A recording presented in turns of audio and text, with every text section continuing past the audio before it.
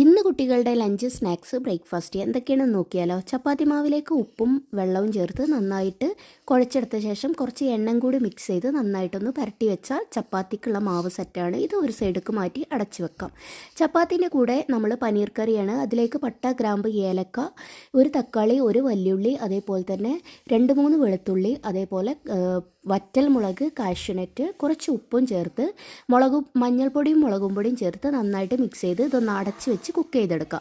ആ സമയം കൊണ്ട് ചപ്പാത്തി ഒന്ന് പരത്തി മാറ്റി വെക്കാം. ചപ്പാത്തി ഇങ്ങനെ പരത്തി മാറ്റി വെക്കുന്ന ടൈം കൊണ്ട് തന്നെ നമ്മുടെ പച്ചക്കറി എല്ലാം വെന്ത് സെറ്റായിട്ടുണ്ട്. അത് ഓഫ് ചെയ്ത് ചൂടാറാനും വേണ്ടി മാറ്റി വെക്കുക. ഇനി എന്ത് ചെയ്യുക, കടല, അതേപോലെ തന്നെ ചായ, ചപ്പാത്തി, ഇതിനുള്ള സാധനങ്ങളെല്ലാം വെച്ചിട്ടുണ്ട്. കടലയിലേക്ക് കുറച്ച് ഉപ്പും വെച്ച് അത് വിസിലടിക്കാൻ വെച്ചിട്ടുണ്ട്. ചായപ്പൊടി, പഞ്ചസാര, ഏലക്ക ഇട്ടിട്ട് ചായക്കും റെഡിയാക്കിയിട്ടുണ്ട്. ആ സമയം കൊണ്ട് ചപ്പാത്തിയും ഇവിടെ ചുട്ടെടുക്കുന്നുണ്ട്. കടല വെന്ത സമയത്ത് തന്നെ ഞാൻ ചോറിന് വേണ്ടിയിട്ട് വെള്ളം വെച്ചിട്ടുണ്ട്. ജസ്റ്റ് അരി അതിലേക്ക് ആ സമയത്ത് തന്നെ ഇട്ട് കൊടുത്ത് വെച്ചിട്ടുണ്ട് കേട്ടോ.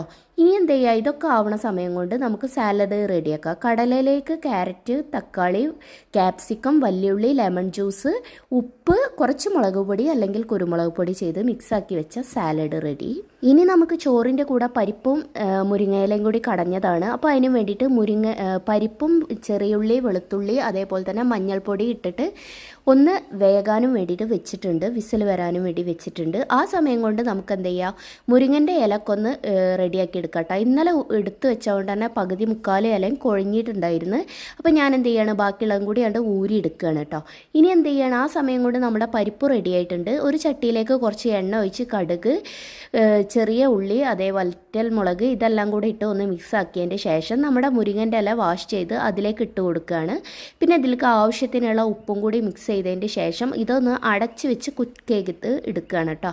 ആ സമയം കൊണ്ട് നമുക്ക് എന്ത് ചെയ്യാം, നമ്മുടെ ചോറൊക്കെ ഒന്ന് ഊറ്റിയെടുക്കാം. ഇത് ഏകദേശം കുക്കായപ്പോൾ നമ്മുടെ പരിപ്പ് നന്നായിട്ടൊന്ന് ഉടച്ചിട്ട് നമ്മുടെ മുരിങ്ങൻ്റെ ഇലയ്ക്ക് മിക്സ് ആക്കി കൊടുക്കുകയാണ് കേട്ടോ. അപ്പോൾ അതാ ചോറും പരിപ്പ് കടഞ്ഞതുമാണ് ഇത് കേട്ടോ, റെഡി ആയിട്ടുണ്ട്. ഇനി നമുക്ക് എന്ത് ചെയ്യാം, നമ്മൾ ബാക്കി വെച്ചിട്ടുണ്ടായിരുന്ന പനീർ കറീൻ്റെ റെസിപ്പി ഉണ്ട്, അതൊന്ന് ചെയ്യാം കേട്ടോ.